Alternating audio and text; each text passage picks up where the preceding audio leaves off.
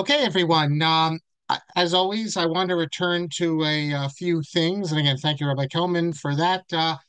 Just pick up on a couple things because someone asked me about this. I remember I showed you last class in the book of Nehemiah. Here it is in verse 8. Well, I was going through, verse 8, it says, Halviim, Yeshua, it mentioned, and then it says, other people, Binoy, Kadmiel. Uh, Well, first of all, by the way, for our ballet kriya here, this word v'halviim, it appears also in Chumash a lot, in the laning. That actually is pronounced halviim. It's not pronounced with a shvana halaviim. I think the ballet kriya all know that it's v'halviim, but it's of interest that if you look in the art scroll and you look at the Koran in the Shir Shal Yom, for some reason they have at the beginning, the first verse in Shir Shal Yom, Haleviim. They turn it into a Shvana, and I don't know how they get this. What they're going to say that the sitter is punctuated differently than Tanakh. On what basis do you say that? For whatever reason, there are some words that after the hey ha, there always is the dagesh, like hamelech. Other than Rabbi Weider, no one really pronounces it, but hamelech. But you have but there are. And by the way, why is there a dagesh? Because originally ha would be hi hey lamed, like in Arabic al the, so it would be hey lamed, but the lamed is dropped, so it just becomes ha. So it's not ha melech, it's ha melech. So you put a dagesh in the mem. There are some words that when the letter after the hey takes a shva, there's no dagesh. It's not consistent, like hakadoshim. The kuf takes a dagesh, but halvim is one of them that it doesn't take a dagesh. So again, if you're a Baal Koreh, you should read halvim, and I believe that when you do Shir Shal Yom, you should also say halvim. That's the Masorah, how to pronounce it. But the next word is Yeshua, and I said that this is an abbreviation of shortened form of Yehoshua. So someone asked, well, what about like salvation or something? But notice it doesn't have a hey at the end of it. We have incidentally, and no Jew would name them. There's some Yeshua, obviously, but they do have people do name their kids, or at least their nickname is Shua. We all know the name Shua. So Shua is an abbreviation of Yeshua, but no one's going to use the abbreviation after Jesus of Yeshua. Although in the Sephardic world, you had people who were named Yeshua with a hey at the end. But this is an abbreviation. It has nothing to do with, this word has nothing to do with salvation, although interestingly enough, if you look in the Tashbates, and there's others as well, but the Tashbates most famously, he says that the reason Jesus is called Yeshu is because he was not able to be Moshiach even himself. He couldn't even save himself, and therefore you don't call him Yeshua, you call him Yeshu. Others have a less charitable understanding that Yeshu is an abbreviation of Yamach Shemo V'Zichro or something like that. Okay, but how do I know this? Well, if you look, there's a few proofs for it because we have the word Yehoshua used parallel sometimes with Yeshua, but you can just look also in Nehemiah, just an earlier chapter, chapter 8, verse 17. What does it say? It says that all the congregation, they dwelled in Sukkot because they hadn't made Sukkot when? Since the days of Yeshua ben Nun, since the days of Yehoshua. Yeshua ben Nun is obviously Yehoshua.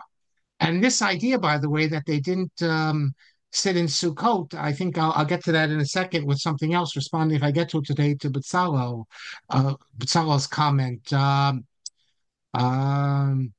I actually think the reason for this is probably that they had this conception that, which was mistaken, but they had the conception that since the Sukkah represents, it's all about that they're on the move, not a permanent dwelling.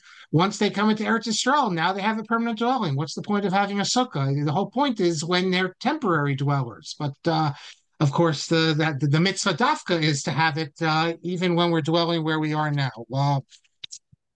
Okay, we spoke last class about what is avelos, what is not avelos, what is tshuva, And what is Mussar? Is it supposed to upset you, put you in a dour, very stern mood, or happiness?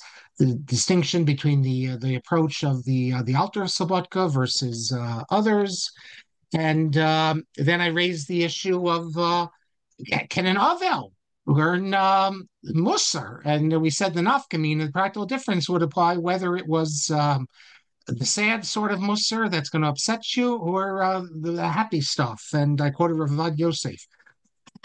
Another interesting question along these lines is, can you learn Mussar on Shabbos?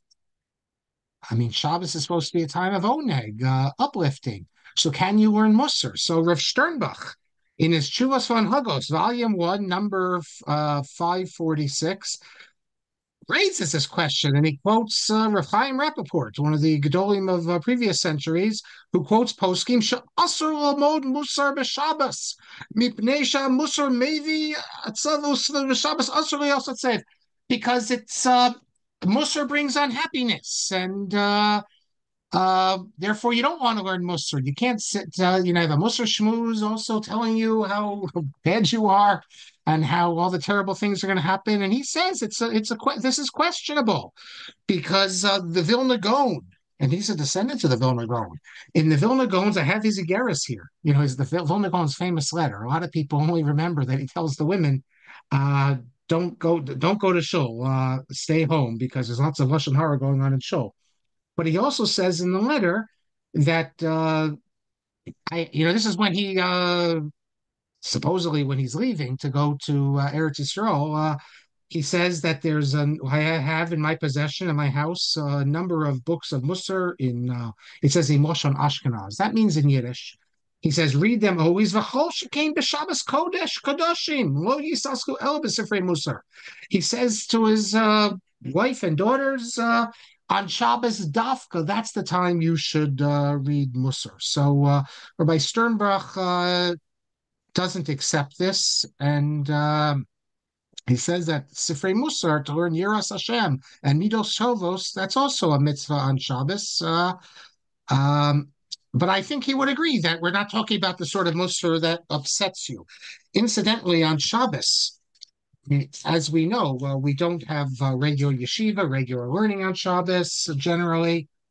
Other things, but sometimes people will learn. They'll have daf yomi on Shabbos. Sometimes the rabbi gives a Gemara shiur on Shabbos. But in Jerba, for instance, the students go to yeshiva basically every day of the year, except for on certain holidays. But they go every week on Shabbos. They go to yeshiva. So after lunch, they head back to the yeshiva and they learn. And we don't do that. We give our kids a break. But in Jerba they have no vacation, no Elul. No time off before Elul, no time off before Pesach. They literally are learning every single day of the year, except for like Tisha B'Av, Yom Kippur, that sort of thing, and maybe Pesach, but every Shabbos. But the Gemara is not so. It's not so pashut, as we say in yeshiva, that you can learn Gemara on Shabbos. In fact, the Yerushalmi in Shabbos, Perek Tesevav Halacha Gimel, quotes one opinion that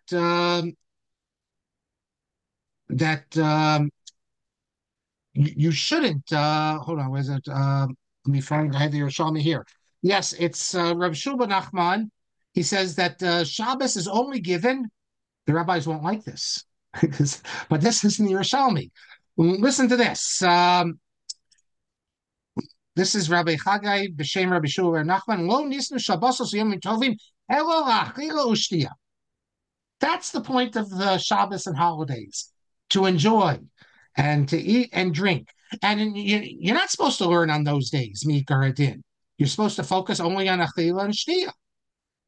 But then he says, because the Pez Ella, he says, why does he change it? Al Yadesha Peza Masriach, but since, if you're not learning, your mouth's going to get involved in all sorts of bad things. Lashon Hara, Devarim Batelim, etc. Then what does it says? He tiru lasok bahen b'divrei Torah. So he says that it's like a b'diavad, because we're going to be doing things we shouldn't be doing on Shabbos. Therefore, it's a heter to learn on Shabbos, really. So that's not usually how we think about it. Usually we think about it as the next opinion cited. Rabbi Rechia says, in the name of Rabbi Rechia, Lo nisu Shabbos Yom Tovim ela lasok behem b'Torah. So the opposite opinion that the reason you can't work and everything on Shabbos is dafka so you can learn. And eating and drinking, of course, is an additional, but learning is the main thing. And there are questions and people who hold, though, however, that you should not learn too much in depth on Shabbos. Don't focus too much in learning on Shabbos. That is, keep it more of a surfacey level, precisely for this reason that you'll detract from the time. In fact, I'll cite you. This is a Farish Gemara here. Here it is in Shabbos. Here it is, 119. At the bottom of the page, 119a, it says, in the summer, if Sheshas would seek the sages who attended his lecture in a place where the sun would reach.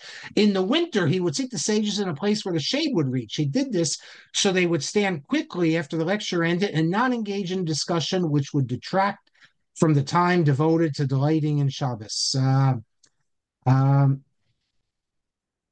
and then it says Rav Zera would seek pairs of sages engaged in conversation on Shabbos, conversation of Torah, and said to them, don't desecrate the Shabbos for failing to delight in Shabbos. So we see here, you don't want to get into too much learning, too much sugyos, too much involved, because that makes you focus and your head gets, we all know what it does to our heads if we're trying to understand the difficult Tosfos and everything.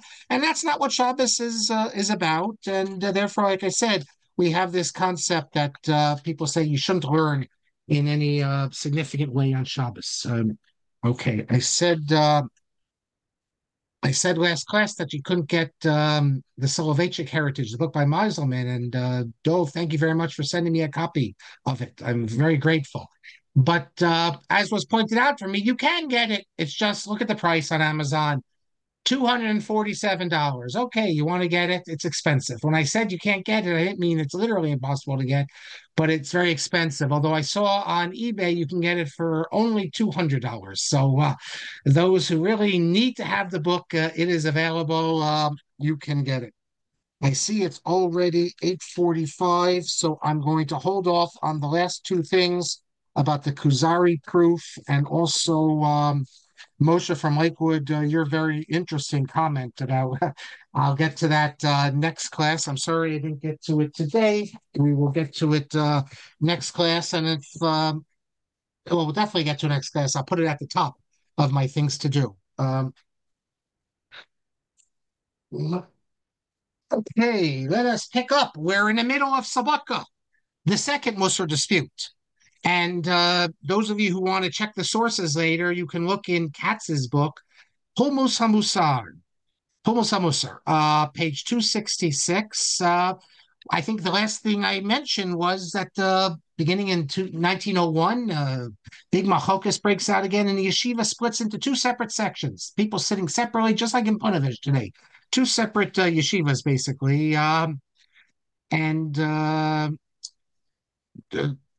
Katz quotes Dvortz, who says that the yeshiva create an entirely new, really tsura form of the yeshiva.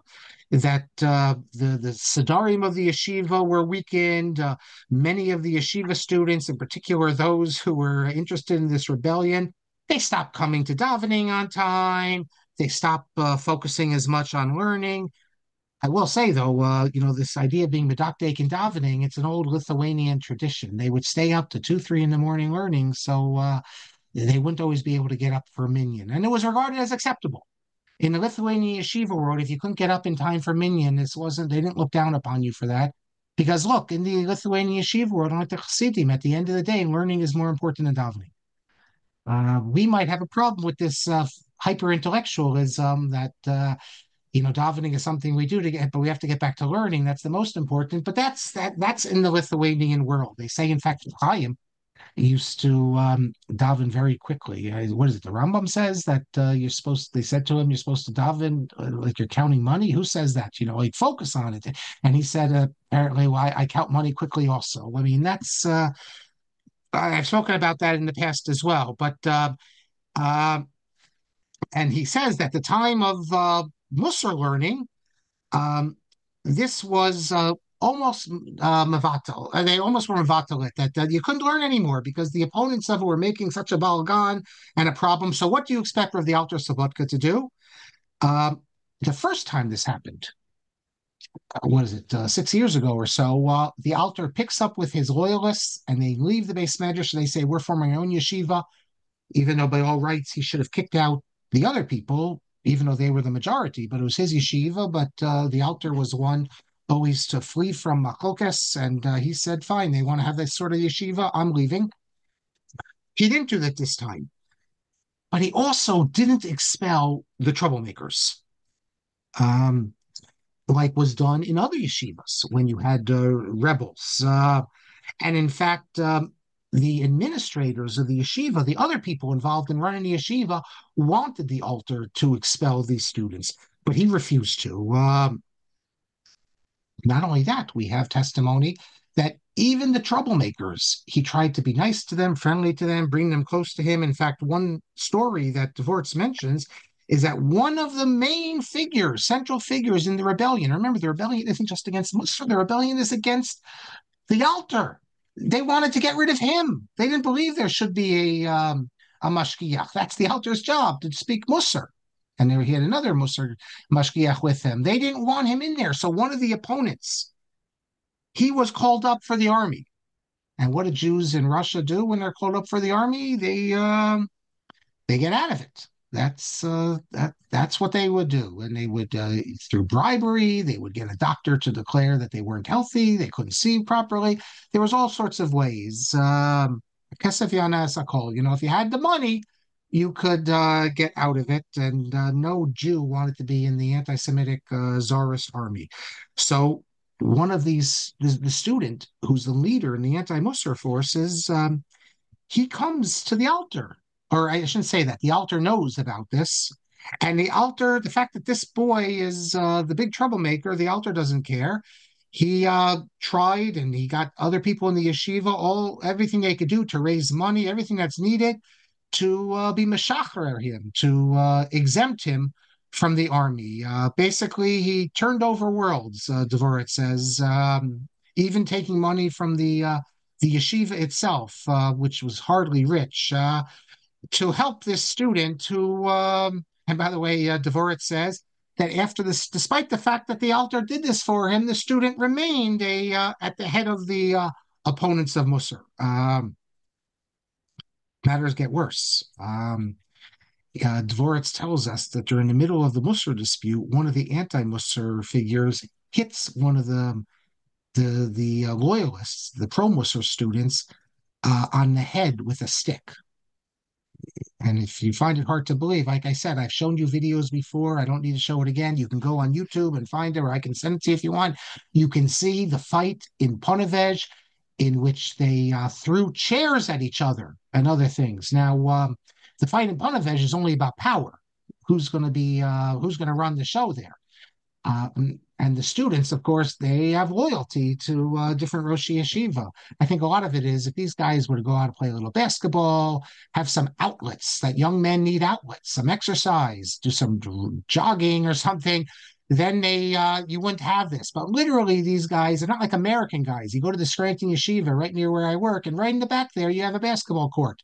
And I go over there sometimes because I get food there. And you got the yeshiva guys playing basketball between the siddur. And that's a good American thing. But in Bnei Brak in Ponevezh, they don't do that. They literally have no outlets. And therefore, if it's a chance to go crazy like this, throwing chairs and doing that, that's what they do. I remember when I was in yeshiva in BMT in 1984 to 1985. So it's between Beit Vegan and Givat Mordechai. So there were a bunch of Americans in Beit Vegan, and I got to know some of them. In fact, because we used to go. Today it's different, but in those days, at least at my yeshiva, if you wanted, they had a list, the office of all the people who were wanted to host. And it was always Americans. It was once in a blue moon Israelis. So we never learned Hebrew because the the yeshiva was English speaking, and all the hosts on Shabbos were English speaking. But all these Americans out of YU guys, but not just YU guys, Haredi types in the area who wanted to host Americans. It's a big mitzvah. It's very nice. So they would, BMT had their numbers, and if you want to go away for Shabbos, they would call up and you tell them you come in Wednesday. They'd make a call and then they tell you you're going to so and so for Shabbos. And I used to like to go to people in Beit Vegan because I used to just walk there. Unlike today, where the yeshivas have out Shabboses and BMT, you never had to leave. You could always stay in. So on out Shabboses, sometimes everyone left.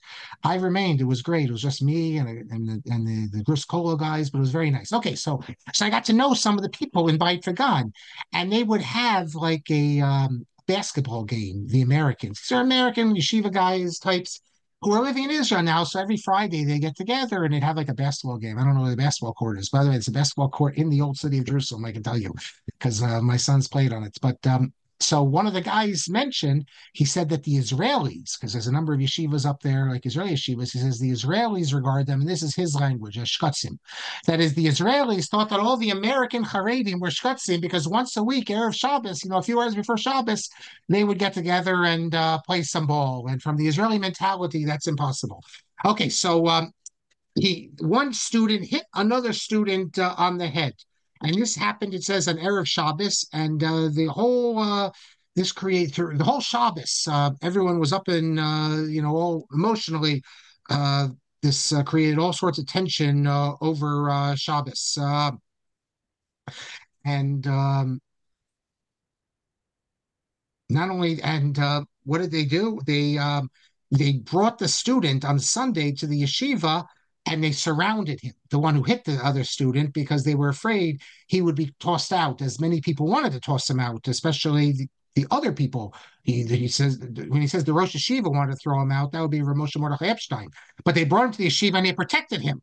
So they can't get rid of him. And nevertheless, the altar, despite physically hitting someone, the altar refused to put shum onesh, not any punishment, not on the bachor who hit the boy or on his friends. And not only that, he agreed to meet with them for an hour or so to talk about the issues with them. So fascinating. It goes on. Now, this Katz explains that this would go on until 1904, 1905. So you're talking 3 years or more, even 3 to 4 years. This was a machlokas, a dispute in the yeshiva. I mean, the Ponevezh dispute's been going on longer than that. And in 1904, 1905, he says that Atsura Chamura, that is, it became even worse in the yeshiva. Remember, that's the time when the revolutionary fever, when the rebellion is going on in Russia, and the Jews got really tied up with this. And many, many yeshiva students were caught up in this as well.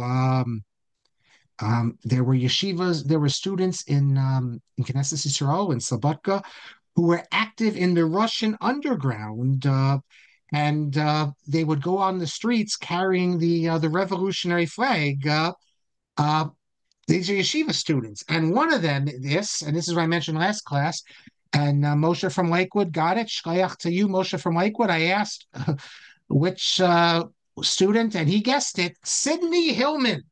Sidney Hillman was an American labor leader, very involved in the New Deal, but he was the son of the rabbi of Zagar, that's in Russia, and he was in Slobodka. And it talks about here this, but it was hoped that Sidney would follow in the Hillman family tradition by becoming a rabbi. Things, however, did not proceed as planned, however. While in Slobodka, he began to attend the secret meetings of an illegal study circle headed by a local druggist, etc., etc. And look, we've seen the story again and again that the best and the brightest sometimes were led astray, and that happened there as well. And that's mentioned by Katz on page 267. Now, he also mentions that the students who were revolutionaries, they were also anti-Mussar, which you can understand that they said things like Mussar wants to control us, it wants to restrict our freedoms, it goes against modern ideas, etc., etc. So once they started adopting revolutionary fever, they personally would attack, he tells us, the altar of Slobodka. They published, it says, proclamations on these. They would publish these, in this the way they would be able to publish cheaply in those days, in which they attacked the altar, they attacked Mussar, and they demanded that the altar be fired. And that this, if you look in the literature, there was in the Haskalah newspapers, they would publish letters from yeshiva students with complaining. Were these real letters or were these invented letters? I don't know, but complaining about the administration, you have to get rid of the altar, things like that. And then he tells us that one day a group of students came to the altar's house and one of them had a pistol in his hand and they threatened the altar that he has to stop his Mussar activities. And he says he doesn't tell us who this is. Later on, we have a similar story, but I'm going to tell you who it is about the Tel Yeshiva. He just says that one of the leaders of the rebels, Baal Kishronos Gedolim, very talented student, who was regarded as one of the best students of Slobodka. I would love to know who that is. I mean, he told us who Sidney Hillman is because Sidney Hillman ends up leaving the Torah world. So Katz has no problem saying who the troublemaker was. But he doesn't want to tell us who the troublemaker is if the troublemaker is then repents of his ways and becomes a regular rabbi, Talmud Chacham, because he doesn't want to embarrass him. So you can be sure that's what's going on here. And he says that this student, who was one of the top students in the yeshiva, declared that as long as Mussar is not removed from the yeshiva, they're not going to stop, and either you're going to remove Mussar from the yeshiva or they are going to destroy the yeshiva. And when you get rhetoric like this, you can expect what's going to happen next. An anonymous person, Gana v'sifrei hamusar v'shlichosam u'makom bazoy. It says that someone stole the Mussar yeshivas and threw them in a makom bazoy. Makom bazoy has to mean an outhouse, a latrine. That is, they've been so misled or so driven to extremism that they couldn't distinguish between Mussar that they're opposed to and the holy Mussar books. Remember what we saw already.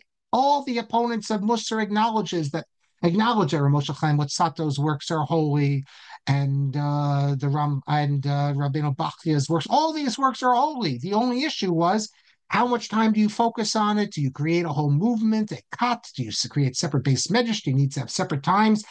But once people, what's the expression? Hutra haratzua. Once things get going, then you can't stop it. So someone thought that he was serving the cause by taking the Mussar books and degrading them like that. It's this story, this event of debasing, degrading the Sifrei Mussar, Katz tells us, shocked everyone, even the opponents of Mussar. And there was a whole ceremony. They buried the Mussar books. There was a kavura of them, with thousands of people coming there. And you know who gave Hespedim on this? One of the people who gave a hesped on this, by which I mean talking about how terrible this was the Rav of Slobodka, Moshe Donashevsky, who we know was a leading opponent of Mussar. But it's one thing to be opposed to Mussar, it's another thing to degrade books which are part of the classic Torah library. That's terrible. And then Katz tells us that this event affected the conscience of the head of the one who's responsible for leading the rebellion, and he left the yeshiva after this. But he says still the machokes continued, and Katz mentions that nevertheless the alter refused to change his position. He refused to expel anyone, refused to get rid of anyone, and but he stopped appearing in the yeshiva. He couldn't appear in the yeshiva with all the opposition there. He had a special minyan in his house. The students would come to his house, and he would give his Mussar shmooze, but he would not do it in the yeshiva itself. And he refused to, as I said, be pogea on any of the anti-Mussar yeshivas. He never expelled any student. And then the Katz says that his followers couldn't understand why isn't he going to expel anyone.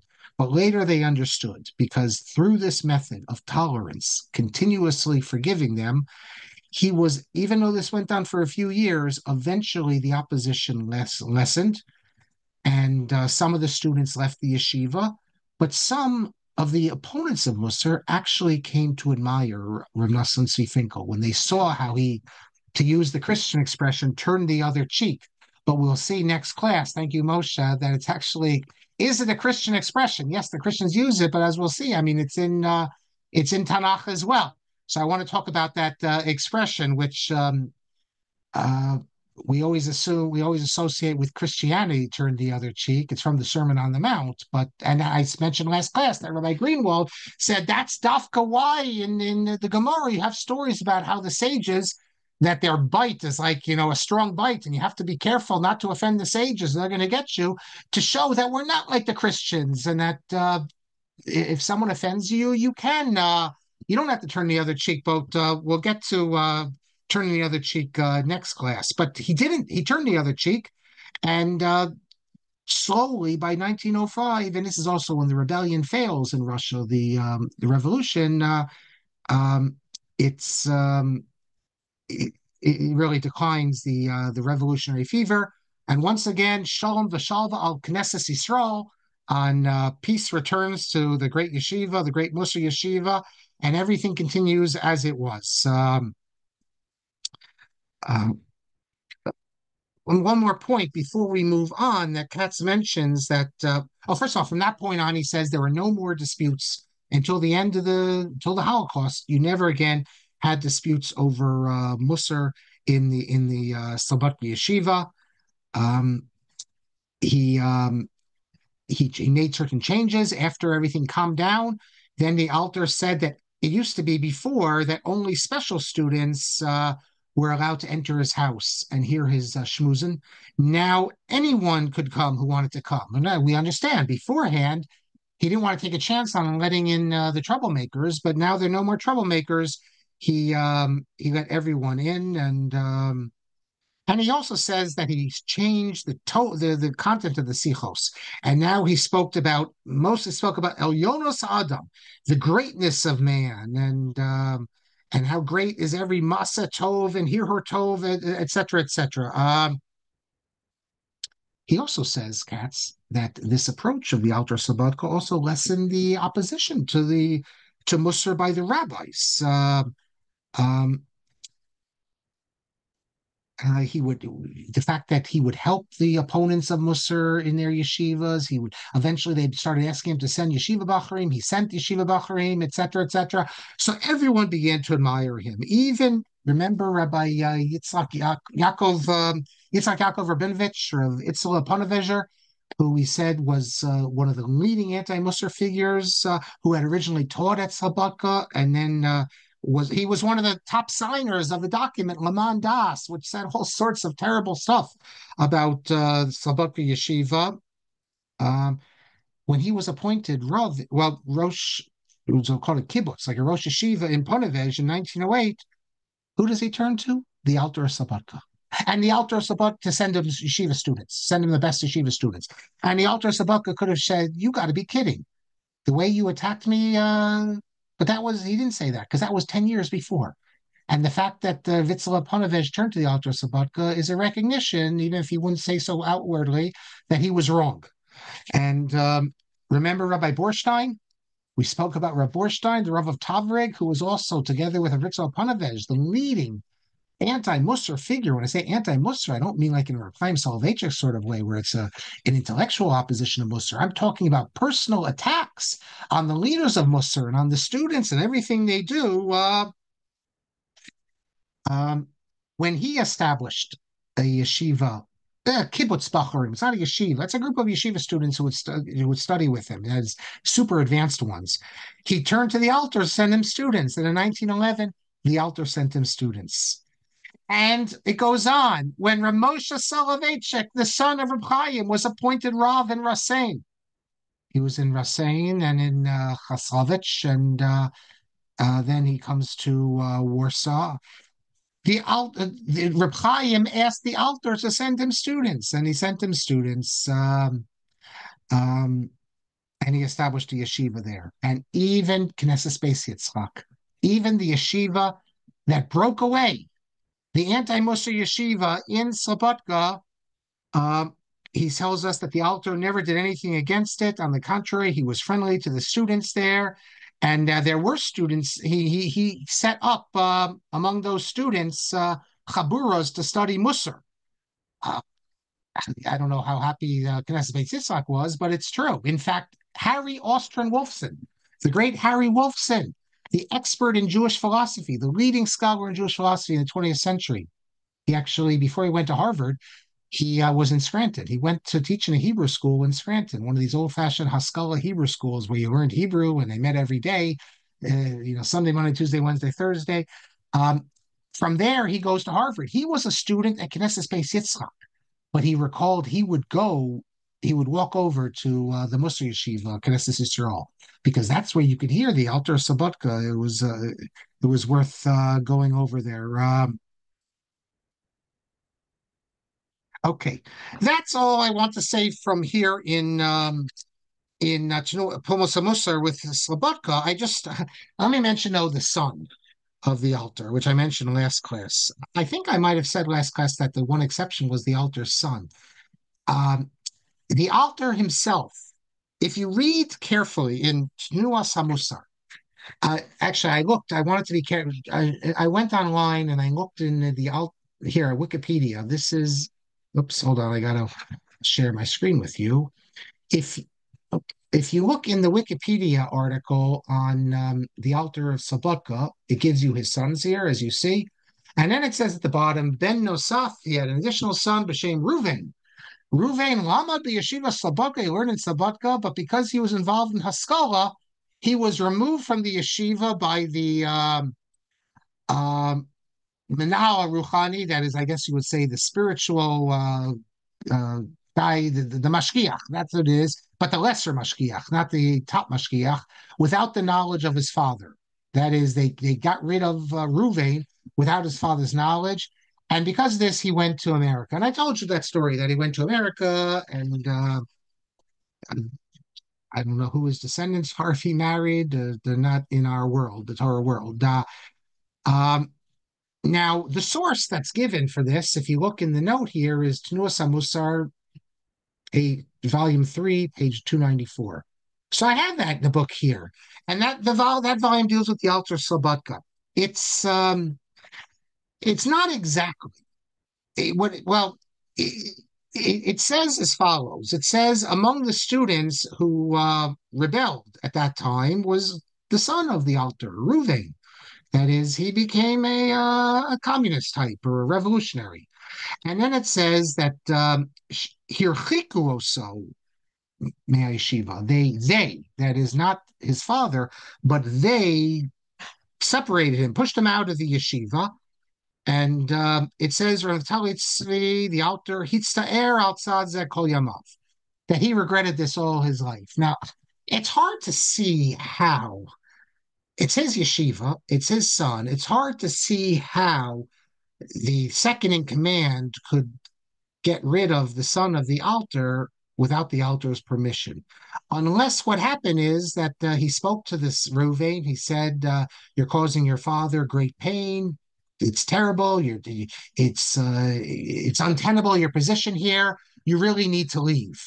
And don't cause your father any more tsaras by going to him and complaining. You're destroying his life by saying it's bad enough that the other students are doing this. For him to see you every day as rebelling, that's destroying him. And because of that, he left and went to America. That's possible. What happened? In fact, I would say that's likely. Um, and maybe that's what it means, Sher so. But I mean, the implication is perhaps that they threw him out because that's what it says in the Wikipedia article that he was removed. But whatever it is, whatever the exact details are, the Alter himself, according to Katz, didn't himself throw out his son. It could have been also that they went to the Alter and said, "We can't have him here. We can't have him here," and he said, "Well, do what you think needs to be done." In other words, he can't throw his son out, but you do what you think needs to be done.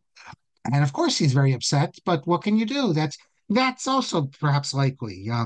It says then in the next paragraph, he says that. Well, in the end of that paragraph, it says that the Alter Shita was she'ein li'isyayesh ha'olam mishum ish ad harega acharon. Um, you can't give up hope on anyone, even into the last moment. You have faith in them, but at the end of the day, if you're running an institution and you have students who are troublemakers, you got to get rid of them. So either they convinced Ruvain to leave on his own and basically pressured him to leave, or the Alter said, "You have to do what has to be done, but I can't get rid of him." Whatever it is, he was pushed out. Uh,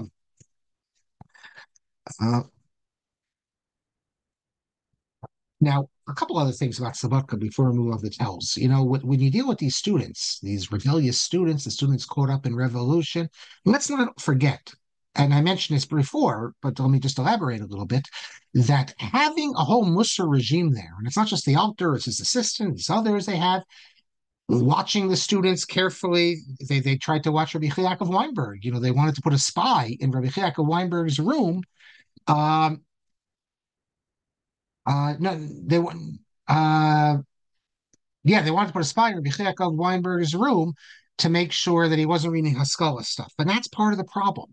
Many of the students, even the students who wanted to remain religious, they wanted to be broad. They wanted to be involved in Haskalah. They wanted to be involved in Zionism. Those are the two great forces which had influenced the yeshiva. And it was easy to do that in Volozhin because they didn't really have a mashgiach the way a Mussar mashgiach. They had a mashgiach, but it wasn't so all encompassing. And it wasn't a Mussar yeshiv, Mussar mashgiach in the early years. So if you get rid of the whole Mussar environment there, it's a lot easier for them to focus on uh, Haskalah, Zionism, together with Gemara because they were Talmidim. Now, it's also true, it needs to be said, I think I mentioned this already, that the Alter created an aristocracy of people that were loyal to him, and he gave them additional honors because he even gave them additional money. He stipends. He thought this would encourage excellence in an institution that was elitist in any event. But we know that caused resentment. That he's favoring certain people. In fact, some of those he favored, he even asked them to live in his house. The Rav of Kovno, the later Rav, the last chief rabbi of Kovno, Avram Dov Ber Shapiro, said that the Alter's love for his Talmidim, for students, is greater than the love of a father for his only son. And you get examples of this in Kamenetsky's book. And in my review of Kamenetsky's book, review number two, I had two reviews. I had one review, and then they asked me, 20 years later, is it, yeah, to write another review, not like a retrospective on Making of a Gadol. It appeared in the Jewish Review of Books. You can see it online, or I can send it to you. And I said that a psychologist could have a field day with this because you're a child of someone, and it's that your father doesn't put you on the pedestal and doesn't favor you. He favors other people. What does that do to someone? Uh, I mean, I can't even imagine, but that's the situation of the Alter's children. They knew that when it came to the children and the yeshiva students, they were not favored over the yeshiva students. And I can't see that any psychologist today would say that's healthy because even if you're the Rosh Yeshiva and you have to love your Talmidim, your basar, your flesh is your flesh. And yes, what do the Gemara say? Everyone is jealous of people. Chutz mi benova talmido. You're jealous except for your student and your child and your student. But at the end of the day, um, your child is your blood, and you could see how this could do numbers on children if they don't think that their parent is focusing primarily on them. But that was the case, and uh,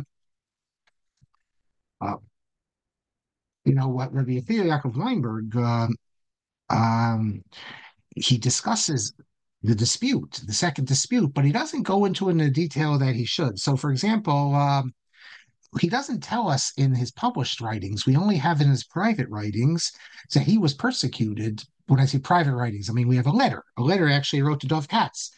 Um, which for some reason Dovkat's never published this letter in his writings. He's published other stuff. One day I'll publish it.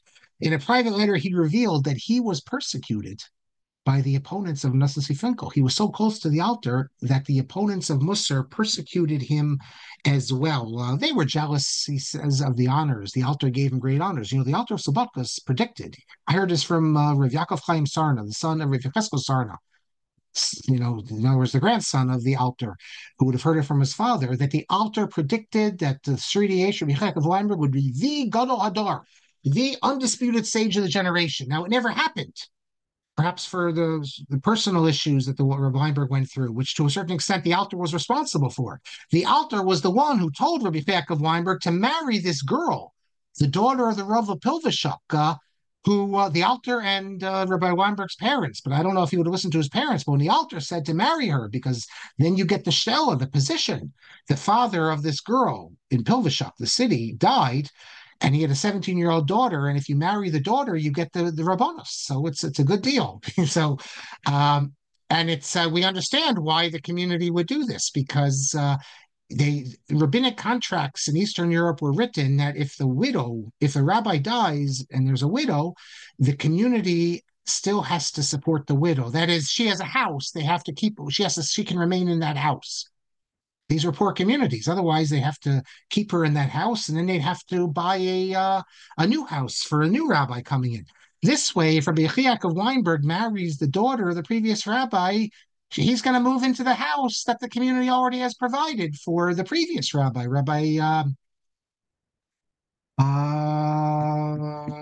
the previous rabbi, whose name escapes me now for a second. I'm losing my memory after. But you get it in chapter 1 of the Chek of Wine and the book. So the altar told him, you should marry her. And Rabbi Chek of Weinberg marries her, even though she's 17-year-old girl who maybe could read Hebrew, but he had known girls who knew Russian and Hebrew. Maybe she could read Yiddish. I'm saying the son of Verena. But Weinberg had known girls who knew Yiddish, Hebrew and Russian, who were intellectual. And this girl, they had nothing in common. What it's Rabbi Weinberg says, because of that, basically destroyed his life. But Rabbi Weinberg never mentions this publicly.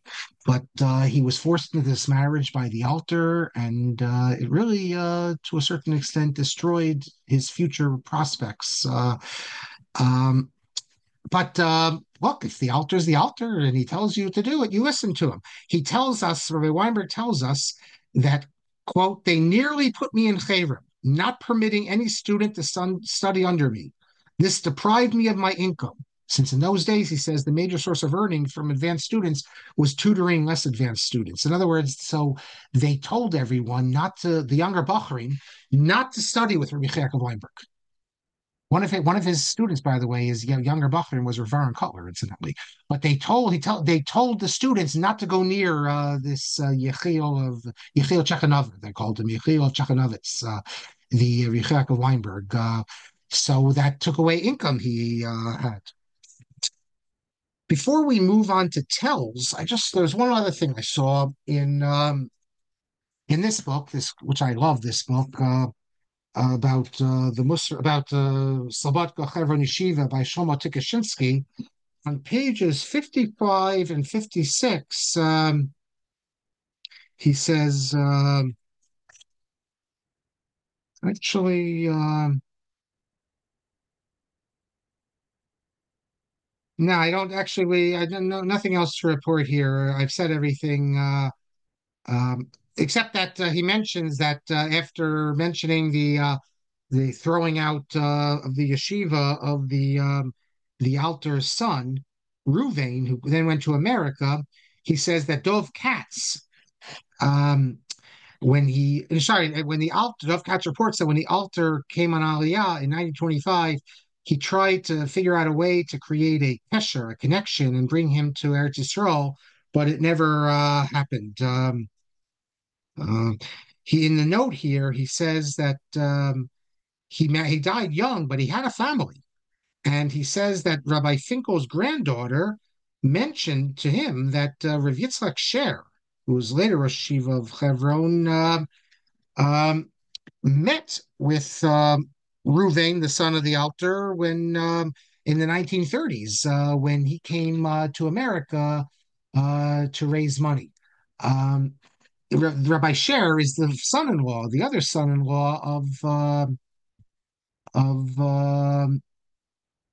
sorry, the other son-in-law of the Alter Slobodka. By the way, I said by mistake, I mentioned Rabbi Cheskel Sarin has the son as the grandson-in-law of the Alter. He's the son of Moshe Mordechai Epstein. In case one of you, Moshe, one of the two Moshes from Lakewood would have pointed that out in the comments.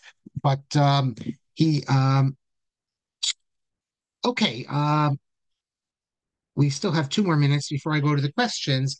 What we're going to do next, and we'll devote next class at least part of the time, is tells, because we also had a great revolution in tells. But tells is significant because tells is an unusual yeshiva in other respects. That is, tells, just as a yeshiva, functions a little differently.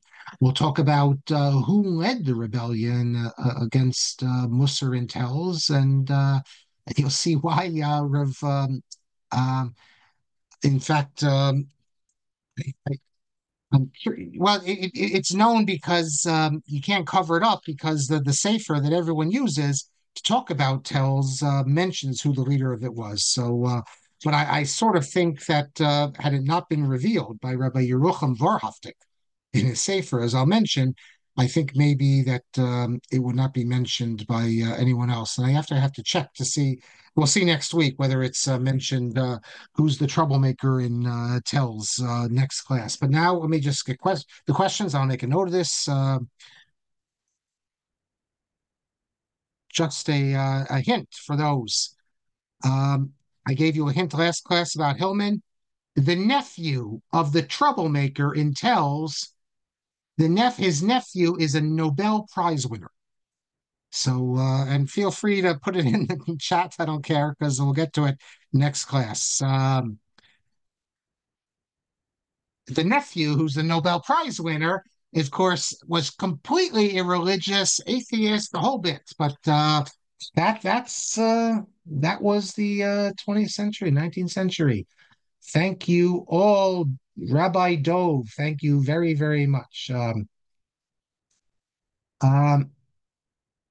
Moshe mentions that the Yerushalmi is brought down in the Ramah, and he makes a distinction of people that work during the week and people who learn during the week. Yeah.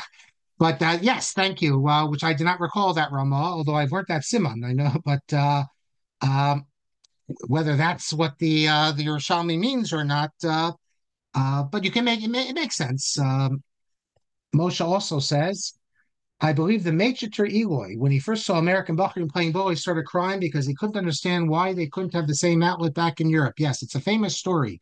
In fact, in Jeffrey Gurok's book on Jeffrey Gurok, he has so many books. I don't know how he does it, but he has a book on Jews and America and sports. And he himself is a sportsman. He runs marathons. So he tells that story there. And the origin of the story is actually from a Meir Bar Ilan. Um, Mayor Bar-Ilan told the story, and I can't remember now. There's a difference between how Bar-Ilan tells the story and how he tells the story, because I think actually in Bar-Ilan's version of the story, it's in Europe that he sees the children playing and he says, why didn't they let us? The story, as it's often repeated and is in Gurok, is that he's seeing the students from Yeshiva Ritzo Chanan playing ball. And he says, why did they not let us play ball? We were in the same Talmid Chachamim, but we would have had a childhood. Yes, and now it's coming back to me. I'm certain that Bar Ilan, as he tells the story, it's actually in Europe, that probably in Lida, because the Meicheter, Rabbi Shlomo Polachek, he becomes the Rosh Yeshiva of Ravinus' Yeshiva in Lida. Someone privately, the other Moshe says that Hershleib Gordon writes that in conversation with Rishul Eshel Levenberg, the latter commented that he knew the identity of the ones who desecrated the Mussar volumes. However, he died before revealing the name to Gordon. Okay, so look, a lot of people knew it. Every single person who was in the yeshiva knew it, but for whatever reason, it hasn't come down to us. And there's there's a rabbi, he was rabbi in South Africa. He's from Galicia, Yehuda Leib Landau, and he wrote a book called Viduyim.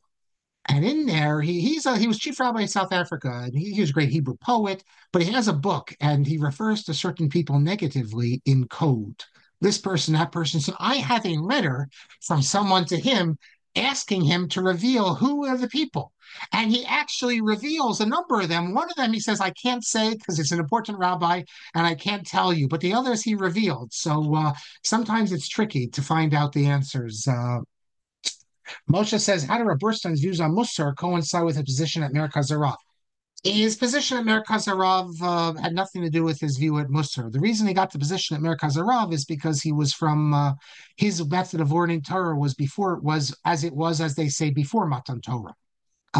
The Rav Kook did not want someone who taught in the analytic approach. We have the letter from Rav Harlap to Rav Shimon Shkup. Rav Shimon Shkup wanted to come to an Aliyah and become Rosh Hashiva at Merkaz, and Rav Harlap writes to him saying, no, no doing, because Rav Kook wants someone, as I said, pre-Matan Torah, from the old school of learning, not the new analytic approach. And so Rav Borstein, who was a great Rav, but it had nothing to do with Mussar. In fact, by the time he goes to Merkaz, he recognizes that his position on Mussar was wrong. Before he goes to Merkaz, he's in Tel Aviv. And a lot of students, I mentioned this last semester, start coming to hear his shiurim because he was considered a Gaon Shebagaonim.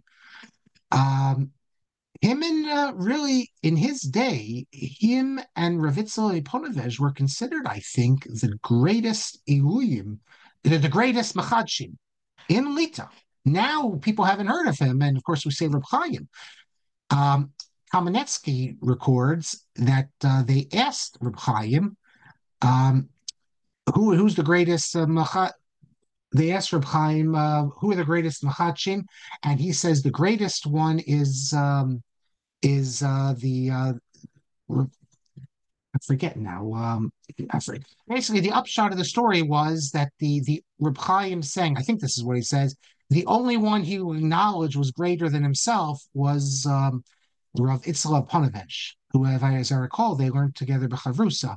But he didn't acknowledge that Rav Borstein was greater than him. But in his lifetime, Rav Borstein might have been regarded as the greater Machadesh. The Rav Itzla was regarded, I think, universally as the greatest Machadesh, greater than Rav Chaim in that time. But so Rav Borstein's in Tel Aviv, and Dov Katz mentions that he was one of the students, a Hebron guy, who started going to a shiurim, and he says that Rav Borstein acknowledged that he was wrong, and that he sees today that the Mussar yeshivas are the strongest. They were the strongest, and they were able to deal with the revolutionary fever better than any other yeshivas. So even the greatest opponent, Borstein of Tavrig, retracted or came to see the error of his ways. When would Ruvain have been born? I guess probably the late 1880s, I would think, 1885, something like that. 1905, he's a troublemaker. So maybe he's 18 years old, 1887. That's the era. Thomas says there's a son, Robert Finkel, listed on Genie, born 1885. Dead born 1884. Okay, well, the time is correct. But I'm sure there's more than one Robert Finkel, but that would be the time that he would have been born. And unfortunately, maybe someone could track it down. I don't know if at this late date it's possible. David, Shalom Aleichem, David. Not favoring one child is one thing, but the abuse that Reuven endured, in my mind, is something else. In Making of Agodo, Rav Kamenetsky quotes from Yisrael Shurin, who tells about the time the Altar's wife overheard a few Slobodka students discussing a sichas Mussar being kind, and the wife remarked sarcastically, "My husband knows about kindness. He broke a cane when he struck his young son with it, out of kindness." Okay, listen, we can't. I was referring to feelings of affection for children versus yeshiva students. But slapping students. We mentioned Shalamas Meiselman's book. She says that her father knew how to look. It says in Proverbs, spare the rod, spoil the child. That was a method of discipline in those days. And if you go to the museum in Vienna. Although this time we went, they didn't have it on the wall, but you can go online and you can see it. There's an image there, a picture, a drawing on a Hebrew manuscript from like the 1400s, which shows the Rebbe, the Muhammad, sitting down and the students sitting in front of him and the Muhammad is holding a whip in his hand, like one of these little whips. I mean, that's how they used to do it.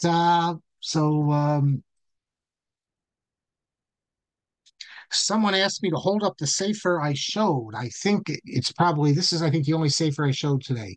Shlomo Tikashinsky's great book on Mussar, Lamdonos, learning Mussar and elitism. I've shown you this book before, and I love the title page because this is Slobodka. Um, uh, uh, Moshe said the biggest shame in Volozhin was if the Netziv slapped you. Yes, and if you look in Schachter's article on the closing of Volozhin, the dispute over Volozhin, he mentions a case there where the Netziv slapped someone and the Netziv had to apologize. Uh, in other words, he suspected the person of something which wasn't true. I think maybe shaving with a razor, I forget. But yes, the Netziv would slap people. We can't imagine such a thing today. But the Rosh Yeshiva would. These were not 25-year-olds. These were many of these boys were 15, 16, 17, 18. And these were not slaps like Rav Avadia gave you the slap if you go on the videos. We can't Well, our whole approach to education is different. And I think we think it's better. It's definitely better for us in this generation. The old way wouldn't work. But we can't be anachronistic and think that we have all the truth and the way we do it now is the way it always should have been done. Maybe yes, but I mean, yeah, we can't start judging our predecessors by who lived in a different era, and perhaps their way of doing it was the proper way. If you know something about the Lithuanian yeshiva world, you know that many Rosh Yeshiva, including Rav Soloveitchik, they would scream at students and they would even humiliate students. At least the students felt humiliated if they didn't learn the Gemara properly. Uh, Kamenetsky mentions a story where Rav Aaron Cutler called one of the students Para Duma, this redhead, because he didn't know the Gemara. I mean, that's what they did. Now, it always troubled me, obviously, but I remember seeing years ago Machiavelli. So it's before, a couple hundred years before, but I guess it's still pre-modern. Machiavelli writes how the way to encourage students to excel and to do better is to humiliate them.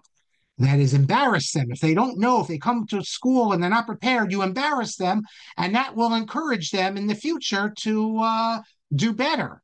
I mean, there's a seichel to it. Today, we see as obviously as completely inappropriate. So, but the idea that you'd scream at a student and you call him an Amaretz if he doesn't know it. In fact, it got to the point that if the Rav Soloveitchik, told you you're an Amaretz, that's a kavod. Rav Lieberman also, if he said you're an Amaretz, it's a kavod because at least he thought it was worth telling you you're an Amaretz. He didn't just ignore you. We don't do it today, but and our students are snowflakes, and this would never fly, and parents would never allow it. But that's what they did it in Jerba. In Jerba, first time I was there, I'm in the school. In fact, let me pull it up on the screen and show you this. I think you'll find this interesting. Um, Take a look at. Hold on, let me pull it up here. We hope one day we can go back to Jerba. In fact, the guy, our local tour guide, he got married last week, and what a simcha it was to watch the wedding. He doesn't see his bride since the day they're engaged, a year and a half before. Wait, I should say, doesn't speak to her. He saw her, but on the streets, he couldn't speak to her, and then couldn't see her for like 2 weeks before until and when he does Harayat Mokadeshli, she's covered by a veil, a thick veil. He couldn't even see her face. He has to rely on the Adim. So I guess what will be the question, the issue if our halachic scholars can discuss? Let's say he pulls up the veil and it's instead of Rachel, it's Leah. But so a year and a half, he couldn't speak to her, not on the phone, not text. I mean, okay. But so he just got married. It's a big simcha, and the video was great to watch of it. But Rabbi David Fine from Israel came on a Tunisia trip, made a special trip to Jerba. Him and a couple of Satmar guys also who had been there on the tour, a separate tour with Adir to the wedding. But when I'm in Jerba first time, I come in to the shul, and I'm going to show you what I saw in the shul. Here it is. And this was in the various shuls. So here you have all the students, this is printed. Let me turn it sideways here. You have the students, the names, you have their grades um, in everything. So these are the little kids. But let me move on to some of the older kids. In Jerba, all you have is Torah. If you want secular studies, you hire someone. It's only Kodesh. So you have in the class of Yosef Day, what do you have? You have the students, you have Gemara, Shulchan Aruch, Navi, Pshat, Sarach, that's the Arabic um, translation, Tikkun Sofer, they all have to know the Parsha every week, with the Trop, etc. Sfaradit is how to write in Spanish script. So you have the grades here. So here, 90, that's a good grade. What about if you're the guy with the 52? Sorry, Naor Bitan, but you got a 52, not so good. Then, so I asked someone, and I said, how can you do this? How can you put in all the shuls the grades of the students, especially the ones who aren't doing so well, the ones who are not going to be Rosh Yeshiva? um, so the person said to me, he says, first of all, we're all related. We're all family, which is true. They all intermarry each other, and so therefore, I guess it's not such a problem. And then he says, and besides, the students who don't do well, if they see this, they'll be embarrassed. By next report card, they'll do a lot better because they don't want the whole island to know that they got a 52 final grade. So again, if a teacher in our schools ever revealed a student's grade to someone else other than the parent, they'd be fired. But it's different worlds. Okay. Yes, the grade. It's Rabbi Yellen, who joined us in Tunisia, and he will agree that this was an unbelievable trip.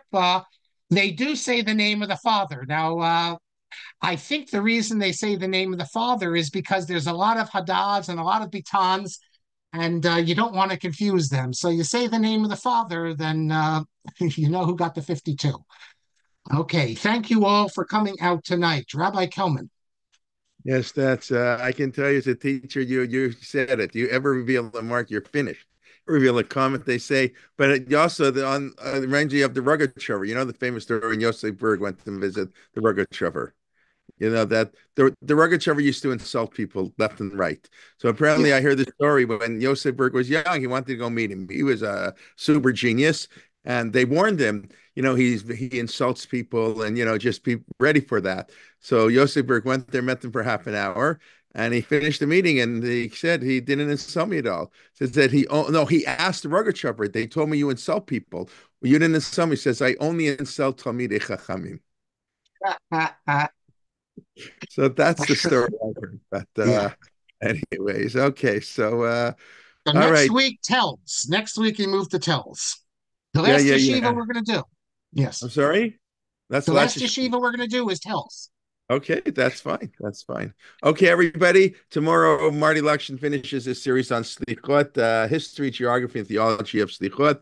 And Rabbi Shulman is going to refer to what you said in Ezra, of course, the eighth parak, the Rosh Hashanah of Ezra that changed in Jewish history. That's tomorrow, Rabbi Shulman at 1 p.m. So that's tomorrow, 11 and 1. And then the rest of the regular shiur during the week, Adina Blaustein on Wednesday. Shuli's finishing up her series on Thursday, Parsha, then Maishir and the Machzor on Friday. And I sent it out just before the Yom Kippur Yom Ayun. Those who are at the Rosh Hashanah Yom Ayun, I hope you found it meaningful and enjoyable. So we're doing that in 2 weeks on Som Gedalia.